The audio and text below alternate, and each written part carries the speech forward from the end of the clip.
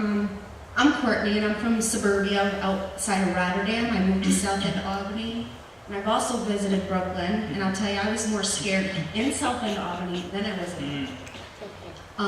It upset me mostly because my husband and I worked full-time jobs, and the neighbors down the street had electricity, barbecuing lobsters and everything, smoking weed, drinking 40s, while we're working, and our power gets shut off because we can't afford our bills, yet our tax money is being spent on people that don't even want to do anything.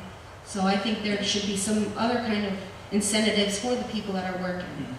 Also, I wanted to mention to Mr. Lebrun here, you mentioned the quote-unquote special school. What about the special kids who aren't up to the level in the eyes of the system, who are indeed capable and extremely talented? Would they have a chance? And also, how would you fund it and keep it running without taxing the people of Albany? Okay. Thirdly, why not fix up the rundown schools we already have? For example, there's an abandoned one in the South End on 2nd Ave by the corner store that nobody's done anything with. It looks like crap. It's built up mold, animals, dust. So what are we going to do about the buildings we already have instead of focus on what we can build now? Okay. Why not use what we already have to Sure. build? Well, let me tell you, I was disabled, I got disabled when I was 13 years old, okay? I was a cancer survivor. And the only programs that were available for me were specialized programs. I want you to understand this. Intelligent kid, his only mistake was to get sick, and they wanted to put him in special education, okay? I had people that actually fought on my behalf to make sure that I don't end up in special education because I didn't need special education. All I needed was accessible education, all right?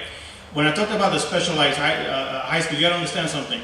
The budget's $203 million, okay? So what you're doing is you're shifting cost from these schools to build another school, and what that's going to happen is that the resources get shifted, and you are going to take a school, it's called a specialized high school, okay?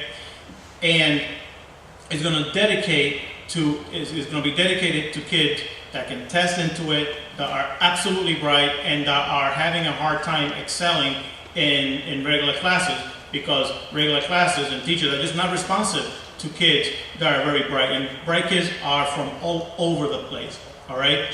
The one thing about special high school is that it addresses that need, especially about kids that can't access a building, that have the nerve to be disabled, okay? And they want to put them in special education. I experienced it personally.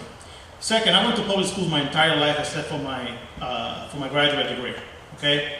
I'm talking about kindergarten. I went to school in Puerto Rico. That was a public school. It was a rundown school, but they did a great job in educating kids. Public education is going to have no greater friend in the city than myself, okay? Period. There's no. I credit public education for saving my life and pulling me out of poverty, all right? So I want you to understand that the answer I can't answer your question in 2 minutes, but I'd be more than happy to talk to you more about it in detail, in person, because the answer is actually a lot more comprehensive.